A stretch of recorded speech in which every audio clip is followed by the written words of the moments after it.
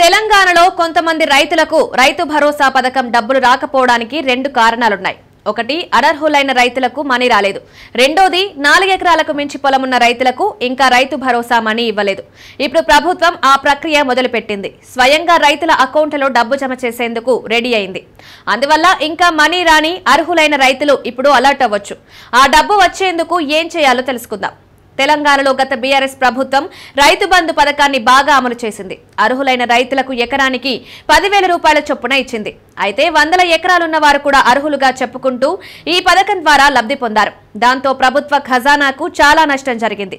అందుకే కాంగ్రెస్ ప్రభుత్వం అధికారంలోకి రాగానే రైతు బంధు కింద ఒక విడత డబ్బు ఇచ్చి ఆ తర్వాత ఈ పథకాన్ని రద్దు చేసింది. సీఎం రేవంత్ రెడ్డి ప్రభుత్వం రైతు బంధు స్థానంలో రైతు భరోసా పథకాన్ని ఈ సంవత్సరం జనవరి 26న ప్రారంభించారు. కానీ లబ్ధిదారులందరి అకౌంట్లలో ఒకేసారి మనీ జమ చేయలేదు. ముందుగా 1 ఎకరం ఉన్న రైతులకు డబ్బిచ్చారు. తర్వాత 2 ఎకరాలు, 3, 4 ఎకరాలు ఉన్న వారికి ఇచ్చారు. ఆ తర్వాత 4 ఎకరాల కంటే ఎక్కువ పొలం ఉన్న వారికి ఇవ్వలేదు. దాంతో ఆ రైతులంతా తమకెప్పుడు ఇస్తారా అని ఎదురు చూస్తుంటే ఇప్పుడు వారికి శుభవార్త వచ్చింది. ఈ పథకం కింద ఎకరానికి 15,000 రూపాయల చొప్పున ఇస్తామని మేనిఫెస్టోలో చెప్పిన కాంగ్రెస్ ప్రభుత్వం తీరా అధికారంలోకి వచ్చాక 12,000 రూపాయల చొప్పున మాత్రమే ఇస్తోంది. ఆ డబ్బును 2 విడతలుగా ఇస్తోంది. అయితే ఇప్పటికీ 4 ఎకరాలు దాటి పొలం ఉన్న వారికి ఇవ్వకపోవడంతో ఇక డబ్బు రాదు అని వారు నిర్ణయించుకున్నారు. కాంగ్రెస్ ప్రభుత్వం తమను మోసం చేసింది అని అనుకున్నారు. అయితే ప్రభుత్వం ఇప్పుడు మనీ ఇచ్చేందుకు ఫైళ్లను ముందుకు కదిపింది. రైతు భరోసాపై ముఖ్యమంత్రి రేవంత్ రెడ్డి ఉన్నతాధికారులతో సమీక్ష సమావేశం నిర్వహించారు. ఈ సందర్భంగా అధికారులు 4 ఎకరాల వరకే డబ్బిచ్చామని చెప్పారు. దాంతో మరి ఆపై ఉన్న వారికి ఎందుకు ఇవ్వలేదు అంటే ప్రభుత్వం నిధులు విడుదల చేయలేదని వారు తెలిపారు. దాంతో సీఎం రేవంత్ వెంటనే 4 ఎకరాలకు పైన ఎన్ని ఎకరాలు ఉంటే అన్ని ఎకరాలకు కలిపి తొలి విడతగా ఎకరానికి 6,000 చొప్పున జమ చేయమని అధికారులను ఆదేశించారు. సీఎం ఆదేశించడంతో ఇప్పుడు రైతు భరోసా ఫైల్ ఆర్థిక శాఖను చేరింది. ఆ శాఖ నిధులు విడుదల చేయాల్సి ఉంది. విడుదల చేయగానే రైతుల అకౌంట్లలో మనీ జమ అవుతోంది. ప్రస్తుత అంచనాల ప్రకారం అర్హులైన అందరు రైతులకు డబ్బు అందాలంటే జూన్ చివరి వరకు టైం పడుతుందనే అంచనా ఉంది.